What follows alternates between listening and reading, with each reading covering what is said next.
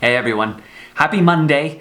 Yesterday at our church here in Woodynook and most churches around the world would have focused or thought a little bit about hope. The idea that there is something that is coming as we walk this road of Advent, the season just before Christmas, that provides us with the knowledge that things will change, things will get better, even though we're going through a difficult time right now, and that gives us hope. And then, of course, we as Christians are called to spread and to give that hope to others and to share that with others.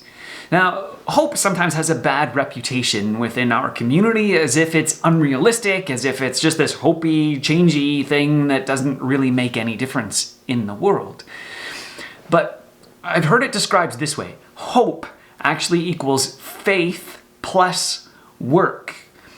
Hope is an active thing because hope isn't just an idea that something might get better, that somebody else might change things for us. Hope is that there is an opportunity for things to get better. Now, for we as Christians, we do believe that God at some point will come back and make all things new, but in the meantime, He also calls us to work to make this a better place in which we live. And so we have faith. We trust that God is working through us to actually make things better.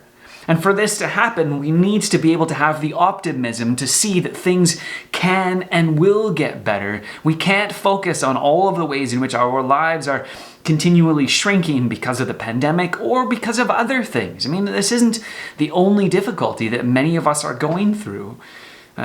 Many of us seniors have been feeling restrictions happen in our lives because of the breakdown of our own bodies for a long period of time.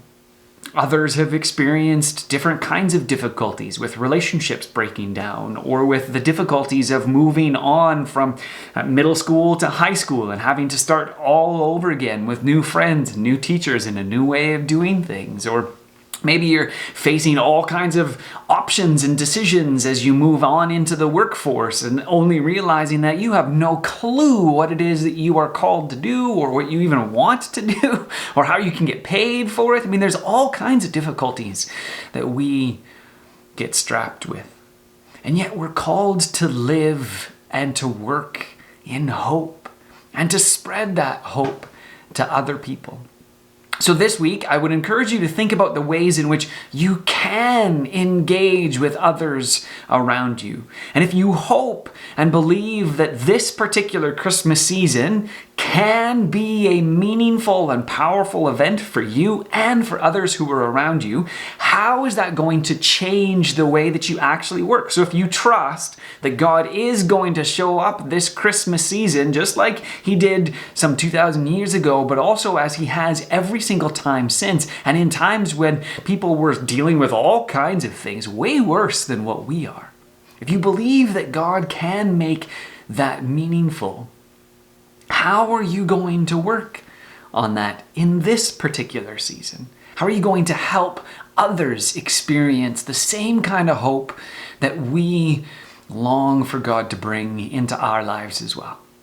So I hope that you have been able to engage with others really, really well this past week. And as you continue to think about the hope that Jesus brings to a world that is still broken, but is being renewed and provides space for us to help renew it, I pray that God would be able to give you hope and help you be a conduit through which hope can come to others as well.